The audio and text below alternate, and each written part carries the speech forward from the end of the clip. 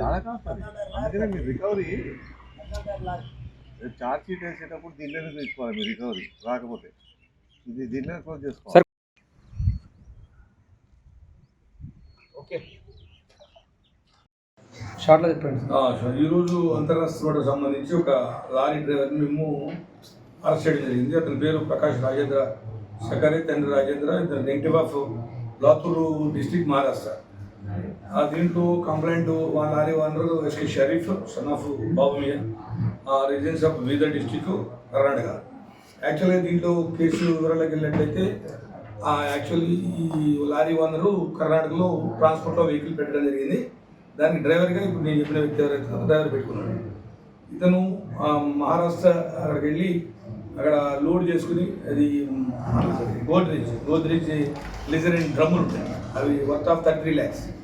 ఆ బండి లోడ్ చేసుకుని అక్కడి నుంచి బయలుదేరి మన పోయ చుండమల్లి మీదుగా మనం మెడ్రాస్ వెళ్తున్నాడు. ఇది జరిగింది ఎప్పుడంటే 8వ తారీఖు నైట్ జరిగింది, పోయిన నెల February 8th జరిగింది. అప్పుడు ఇతను ఈ డ్రైవర్ ఇక్కడికి వచ్చిన తర్వాత ఓనర్ ఫోన్ చేసి ఇట్లా బండి ఎవరు కొట్టి తీసుకుంటున్నారని స్విచ్ ఆఫ్ చేస్తారు.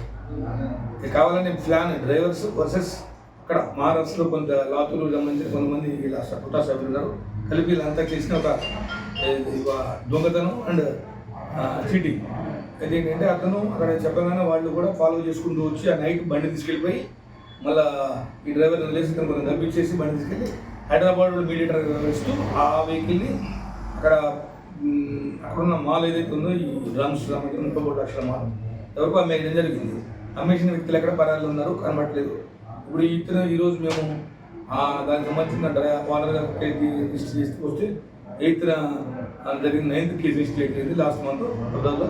తర్వాత అప్పటి నుంచి మా సిఐ నవీన్ కొండపల్లి, అలాగే రమేష్ ఎస్ఐ, అలాగే నవీన్ వేణు నాయక్, భాస్కర్, కృష్ణారెడ్డి అండ్ వీళ్ళంతా కలిపి టీమ్గా ఫామ్ చేసి ఎఫర్ట్ చేస్తూ ఈరోజు చెన్నారం గేట్ దగ్గర నా దగ్గర కొడమల్లి దగ్గర అక్యూజ్ని అరెస్ట్ చేయడం జరిగింది. అదేవిధంగా అతను తన లారీ ఏదైతే ఉందో ఆ లారీని కూడా రికవర్ చేసినాం. అతని క్యాష్ అతని దగ్గర అతనికి ఇచ్చిన షేర్లో భాగంగా 2.5 lakhs క్యాష్ రికవర్ చేయడం జరిగింది.